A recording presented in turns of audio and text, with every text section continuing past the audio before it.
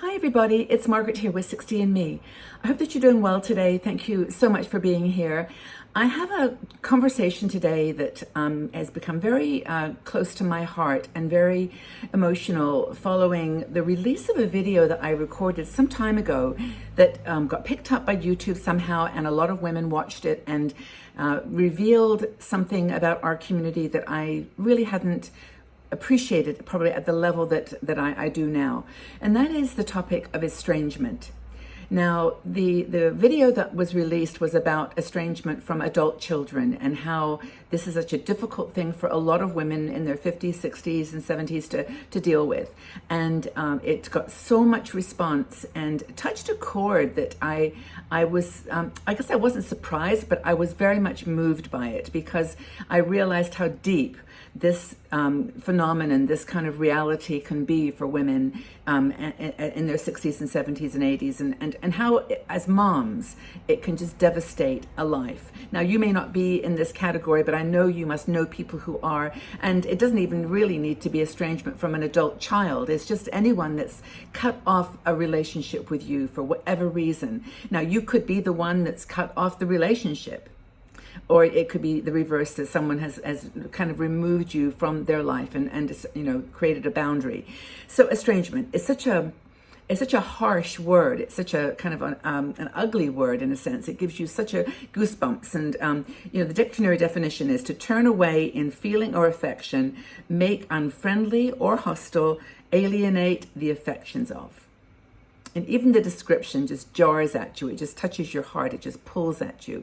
And so I wanted to kind of go back and revisit this because in light of the comments that people left and the depth of the emotion that was clearly out there in our community, just to kind of, expand a bit on it and talk about this secret that so many women hide. And we hide it sometimes with guilt and shame and sorrow and depression, and give some thoughts about how we can move forward. And over the next few months, I think I'm going to look back at some of the other articles that we did on this topic, and just keep the conversation going because it's a big issue. And I just think we have this opportunity as we get older and into our 60s, to actually live the life that we want to live. To do things that we really want to enjoy. And this issue of estrangement can sometimes hold us back. It can put a boundary around our happiness. So I wanted to chat with you about an article written by one of our bloggers, Iris Pastor, in light of this topic. She wrote this a while ago, but I really think it resonates. She says that it's a stigma. Estrangement is a stigma, and it's surrounded, as I said, by secrecy and shame. We feel like we could have done something more. We could have been a better mom. We could have didn't make the mistakes. We could have noticed things that were problematic, and it's really harsh. She mentions a book by it's Carl Pellimer, and he wrote a book called Fault Lines: Fractured Families and How to Mend Them. And in this book, apparently he talks about the fact that they did a survey. I don't know how many people were surveyed, but in this survey of Americans, they found that 1/4 of the people that they interviewed had some kind of estrangement in their life, either with an adult child, with a friend. But this translates in the United States to 67 million people who in some form or another are estranged from a family member, a child, a friend. It's harsh. So Iris in her article talks about triggers and about how these things happen. How do people fall out like this? How does this come about?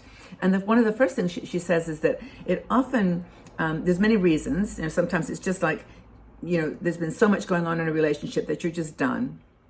You're just done with the tone of the communication, the anger, the frustration. You're just done with it. So you have to draw a line and make a break. There's a lack of desire to accommodate. This is the second thing, is a lack of desire to accommodate someone's behavior that you don't agree with, or that you feel is harmful to them or harmful to you, that you can't accommodate that behavior anymore. The third is that you're done thinking and dealing with behavior that is not appropriate to you. And excuse the noise, I had to have a window open here because the air conditioner isn't working and it's really, really warm. But I'm gonna keep going. So the next thing that you might want to, that might be a trigger for an estrangement, is that you either have a lifestyle of your own that you don't want to justify anymore, that you cannot justify, or the person that you're becoming separated from has a lifestyle that you can't agree with. It's just too much for you. And I guess that the final one that Iris talks about, and there's probably lots more triggers, are just somehow the disapproval of a partner or a spouse.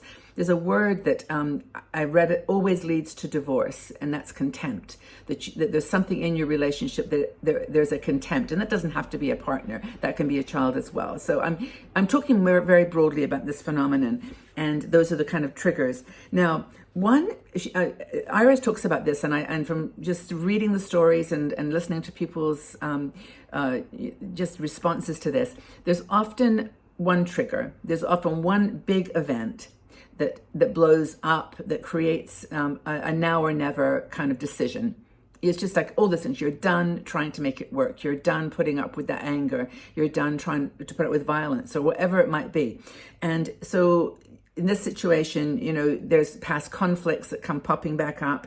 It could be around money or inheritances. I'm looking at my notes here because this is so important to cover everything. I know I won't, but that sort of that difference in values. But there's something normally that happens: a letter, an argument, an event, a celebration. It can happen at a wedding or at a funeral or any kind of. It's just that one thing that sometimes is the trigger. And in terms of healing and, going back and trying to fix things, I think we talk about this later, is that it actually is one way to kind of soften the challenge or the issue, is by going back to that trigger event and saying to the person, what did you think happened at that time? And they will maybe explain, well, you said this or did that or whatever. And I'll say, well, my understanding was that this was how it went. And by getting a clarity about that one trigger event, you can then maybe not make it perfect, maybe not make it even right, maybe not even change the situation, but give you some boundaries around which you can accept and release yourself from responsibility. We clearly saw this differently. This is just how it's going to be. But I think going through that process of what was that trigger event, what was that one thing that really, really brought the thing to a head. The effects of estrangement. Well, there's shared emotions that people who are estranged from a partner or a child particularly, I think, was the one that hit home, and that is sadness, depression, chronic stress, and it sort of creeps over into psychological and physical responses. So those are the common feelings that you have. And I think shame and guilt are the other two. The other thing that Iris mentions, which I don't think we talked about in the previous video, was how an estrangement can impact a family. It's not just you and that person, you and your son, you and your daughter, whatever it might be. It's actually the whole family. And the whole family sometimes has to choose.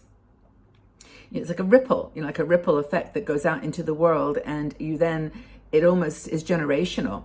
You just find yourself completely out of your control. And that's the sad part about this, is that one estrangement, one separation can actually then break a family for generations. And it's really, really sad. Sometimes, as I mentioned, there's an explosive event that happens, but also it can be building up for years. And a lot of times, I think I've when I read notes from people, comments that people have left, they say that I wish I'd noticed that before. When my child now is angry, or maybe there's some addiction or drug use or some other self-harming mechanism that you've had to separate yourself from, you think to yourself, oh, I should have noticed that. Why didn't I see that? Why didn't I step in earlier? Why didn't I? As if it was your responsibility. And I think that's the key thing here, is that, there's a line that you have to kind of draw, and you have to create a different definition of the boundary about what you are responsible for in this situation and what the other person is responsible for. And I think that's really, really powerful. Some of the comments, I'm just looking at my notes here, that people said about how they feel in a situation of estrangement, was like, it never stops hurting. it took 10 to 20 years off of my life. This estrangement is like an open wound, like a cut that just won't heal. And then another one, somebody said, it's a sadness in me that just won't go away. And some people said, this is really the sad one, I lost faith and trust in myself. Because of this separation, I lost faith in myself, which is the most sad and hurtful thing. And like death, but no funeral or closure. So, estrangement is toxic. It's a culmination of a long history or something that has been, brewing or erupted because of a new situation or like a marriage, for example. There's so many different convoluted ways that you can get to these estrangement moments. But, both people, both groups, both persons, people have created a narrative. And that narrative is their story. And they're sticking to it. They don't want to see you for this reason, and that's it. You don't want to see them for this reason, and that's it. So I think that, as Iris says in her article, and I would encourage you to read it, that you can cross this chasm.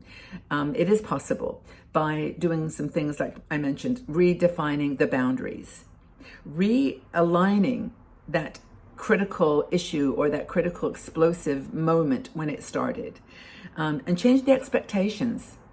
And there's 3 things for crossing the chasm, and I'll just mention these briefly, and then you can read Iris's article and please share your comments if you feel comfortable. I would prefer that you not mention names. If your website or Facebook name is like your full name, I would appreciate not mentioning specific individuals, because they can read this and it can even cause more trouble. But if you want to leave it anonymous, it's better. But just share, just share. I don't want to stop you from sharing, but just be aware that the hurt can sometimes come out. But the 3 things for crossing this chasm: change expectations, compromise, give up on an ideal relationship and just try to find one that's working, and connect. Don't give up on the connection. And I think Iris and many other people I've read this is still send the birthday cards, still send the wishes. They may not answer, they may answer with a negative comment, but for you, you're trying, you're doing it. So those are the 3 things. But if you've experienced family estrangement or estrangement with an adult child or partner, please have a talk. Let's have a talk about it. I think it helps. It certainly has helped with the previous video, and also this is a different angle to maybe look at it broader than just adult children, but estrangement in general is tough. And we would love to hear your story and love to be a support to you. Okay, everybody, well, take really good care of yourselves. Know that we're here for you, and look forward to reading your comments and joining in. And just know that you're respected and loved, and we love you here. Take really good care. Bye for now.